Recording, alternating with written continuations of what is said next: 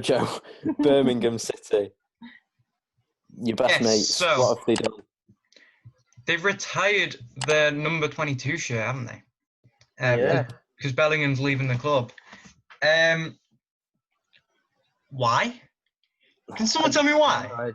He scored 2 goals in the entire season, and just because he's going to Dortmund for 20 million, they have to make his number 22 a legacy or something. That's like us going, oh, Lukeman left when he was 19. He scored 1 goal for us, and we're not going to let anyone wear the 31 shirt again. Because, yeah. They said they were doing it because the number 22 was so synonymous to his rise in football. So he may have had the shirt since he was a young kid and worked his way up through the club, but I don't. He's 17, and he's only played. How many seasons has he played for them? 1. One season. They're retiring it. He played 3 games last season, and he played a combined total of 20 30. minutes. He played 30 this season or something like that. Yeah, and he's got 2 goals. Yeah, but still, I get if it's Ronaldo at Sporting Lisbon, because he came through the ranks there as well, and getting rid of the number 7 shirt. But he's not the best Birmingham player in the City, world. Bellingham, No. Borussia Dortmund, who could turn out to be one of the worst players and play for, I don't know, a League One team. Yeah. No, you retire the shirt once When they've got a legacy. League. If he went on to win the Champions League, Then retire the shirt. retire the shirt. He's played 1 season at Birmingham, but he's been there since youth. I don't get it. Yeah, He it's scored a bit stupid. a couple of goals against Bolton, and now, yeah. But what do you think about retiring shirts? Because I know in America with the NBA they do it, and I presume they might not have any numbers left to put on the actual shirt if they keep getting rid of. Because there's tons. Like the Los Angeles Lakers have got about 30 that have just you can't wear anymore. So what do you think about the retired shirts? Well, I find it a bit stupid because if you're going to bring 10 youth players in 1 season, I think they're all going to be world class. That's 10 shirt numbers that eventually you're going to have to retire, because if you retire 1, they'll think, oh, am I not as good as this other player who's probably not as good as me? So can you please retire my shirt? And then they could go on to play for Doncaster Rovers. It's just stupid. And I'll understand why a club do it once in their entire history. If they bring up the world's best player, oh, you can't wear the number 7 shirt because the best player in the world played for us in that number. Well, not Jude Bellingham. What do you think, Joe? Well, for me, it would be more beneficial to the team if they kept they reserved the 22 shirt for up and coming players. So yeah, that's what I thought. So Ronaldo requested number 7 at every club, and that the number 7 is synonymous with a good player, with someone who's going to make it big. If someone if someone in the team has a number 7 shirt, it means something. If they had kept that number 22 shirt and reserved it for players they thought could make it big, yes, I'd get that, because he is a class player, but he's only played for 1 season, and he's 17. He's not done anything special. You haven't seen anything of his future. You can't. What's the point in retiring it? I know it's dead early, but if you think about it, though, when it was the 60s, 70s, shirt numbers didn't even go up to 22. Yeah. It was up to 11, 1 wasn't to it? 11, yeah. Yeah, and then you had your played. subs. But it's the world's gone mad. No, Birmingham's gone mad. Birmingham's gone mad, actually, yeah. Yeah, that's a better way Wrong to put side of Birmingham. But, Small Heath. Isn't that what they're called? Yeah. Yeah. Small Heath, yeah. But, yeah, Frank Lampard got a battering, not really battering, he got back into the game, to be fair, that 5-3 defeat to Liverpool. But him and Klopp and their managing staff had a bit of not a row, but yeah, they didn't get on very well. And Frank Lampard had to say this after Liverpool won the title. It is a fine line between winning fair play, they've won the league, but don't get too arrogant with it. Now, Alex, this is a bit of a controversial one, isn't it? Yes. So yeah, I do understand why he's saying it. I know the Liverpool boys on the bench were being a bit too enthusiastic about them already winning the league. And yeah, they've won it once. You've won it as many times as Blackburn Rovers, and you can't get too full of yourselves. Like, how many times has Chelsea done it? Like 3 times the Premier League? I think so, yeah. 3 times? 3. If 4, And I think. yeah, be arrogant when you've won it as many times as the team you're playing against. Just because if you've won it once, yes, enjoy yourself, but don't rub it in people's faces. And I know that's what Liverpool fans are pretty good at. So, yeah. Liverpool fans are great at rubbing everything in people's faces, though. Just leave them be. Just leave them be. Yeah. But they go strangely silent when something doesn't go their way. Yeah. Oh, they blame it on something like the wind or something. So. Yeah. Like yeah. like Karius. When Karius messed that game up, Karius was basically executed. Andy Robertson deleted his Twitter account because they lost 1 game to Roma, and they eventually won the Champions League that season. And just because he made that one mistake and everyone started sending him death threats, he deleted his Twitter account. Well, it's just Liverpool fans are very good at hating. There's like a comedy account on Twitter, and he posted a video, and he got death threats from Liverpool fans saying they're going to do all sort of stuff to his wife and kids because he had 1 copy of The Sun in the background. The video wasn't about Liverpool, but because he had a copy of The Sun in the background, they just roasted him. They completely spammed him with death threats. Yeah, that's The Sun had played a big part in the Hillsborough disaster, didn't they? Yeah. They put out an article saying that Liverpool fans were robbing the dead and dying and the wounded. But staying with Liverpool, Jordan Henderson has been crowned the Football Rights Association Footballer of 2019-20 season. Right. So personally, I'll say mine first, then I'll let you two say what you think. I'm looking at the stats here right now. Kevin De Bruyne, 19 assists this season. Trent Alexander-Arnold, 13 assists this season. I don't get it. Jordan Henderson, it's only because the Liverpool have won the title. That is literally the only reason. And he's scored a couple of goals. The first, when you put that in the chat, the first thing that popped into my head was, why hasn't De Bruyne got it? De Bruyne is the name I would have put forward for it. I don't see... Henderson, to me, isn't a standout player. He's a strong part of Liverpool's squad, but I don't think he's as good as everyone makes him out to be. No. I mean, these were the final voting standings. So Henderson got first, De Bruyne second, Rashford third, Van Dijk fourth, and Mane fifth. I don't know what they're thinking, to be honest. I mean, Rashford had a good season, but Mane had a better season. Do you not think? Yeah. Yeah. I don't get it. It's just, what are they on? It's ridiculous. Everyone's mad. Thank God there's no Ballon d'Or, otherwise Jordan Henderson will probably win that as well. But out of the Liverpool squad, though, why hasn't Trent got it? I know, yeah. I mean, a fullback with 13 assists. Yeah. It's just ridiculous. But yeah, we'll go on to the transfer news. And Joe, Ben Chilwell, Brendan Rodgers has been quoted this week. And what has he had to say about it? The left back for Leicester City. I think Chelsea were in talks with him, weren't they? Yeah.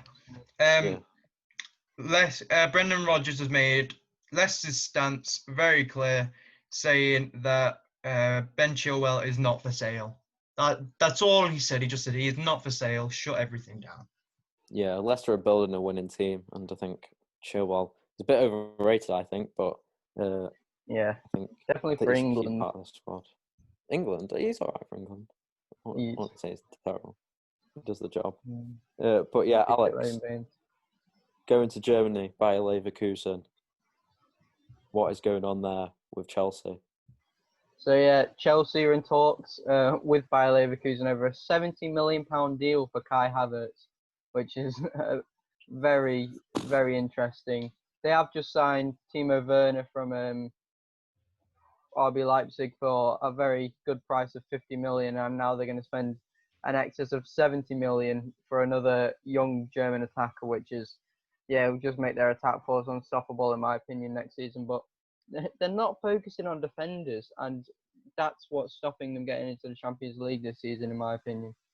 And their attack didn't need filling out, in my opinion.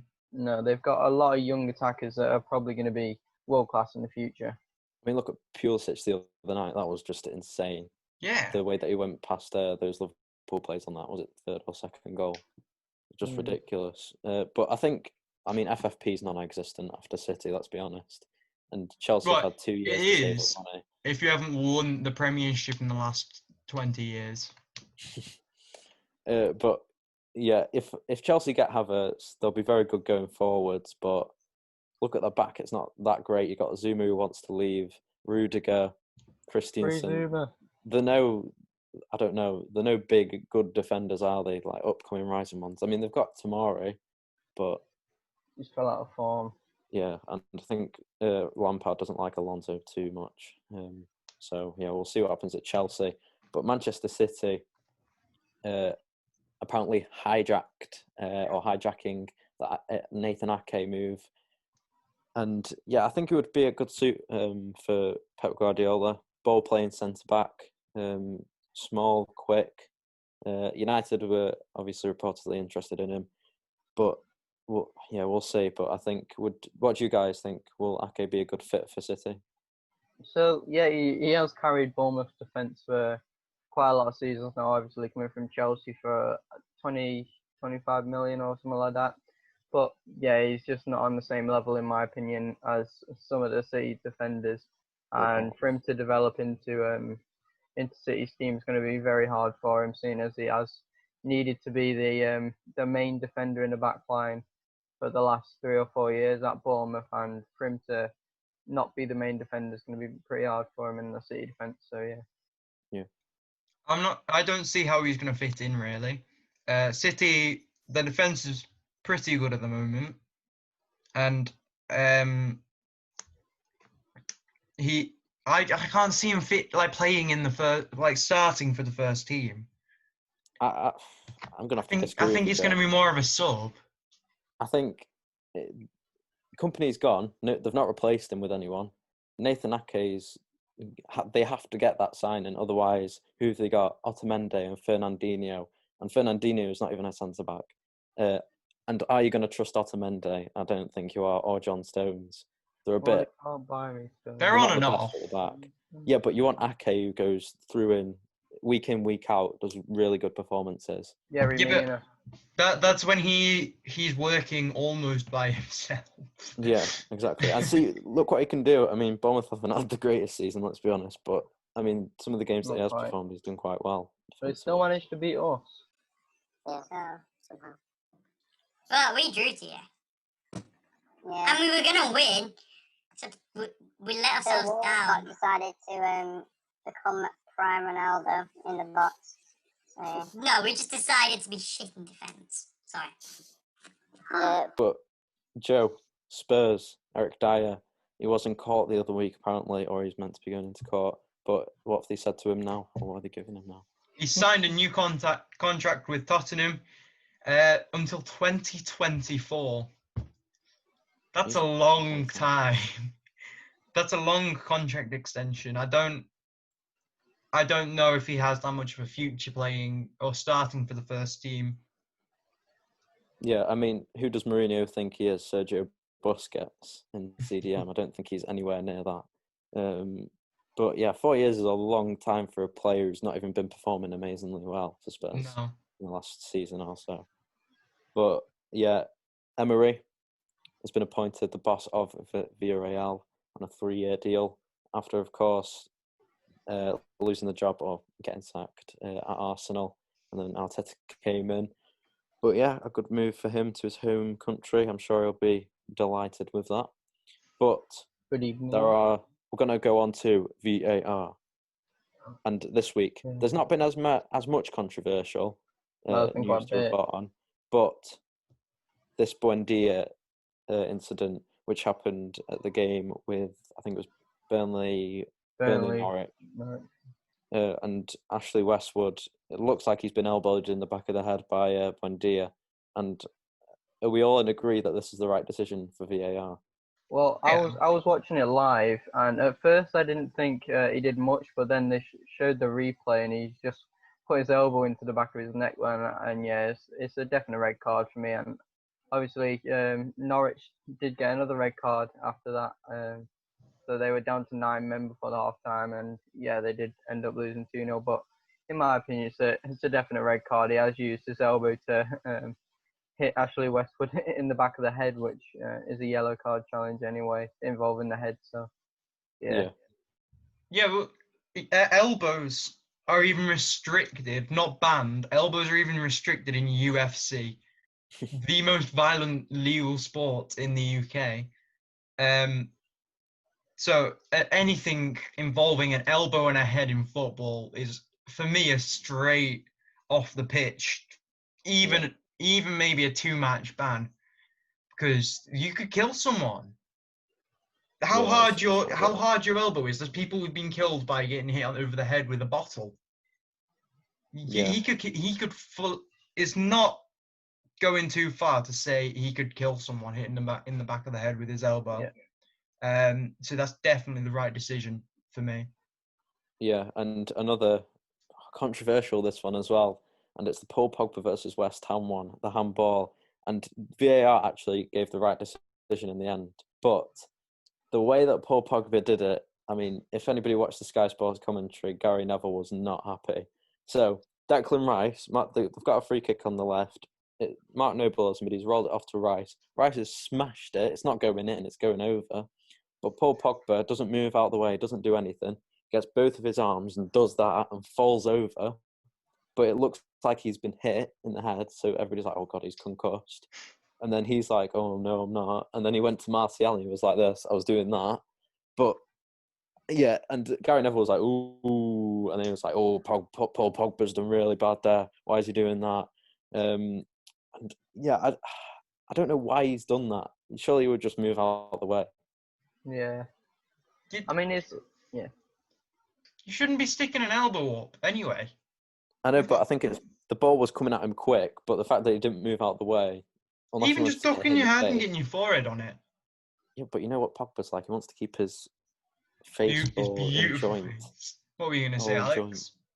So yeah, it's kind of down to reactions. I mean, normally you'd probably move out of the way of a ball coming at 100 miles an hour at you.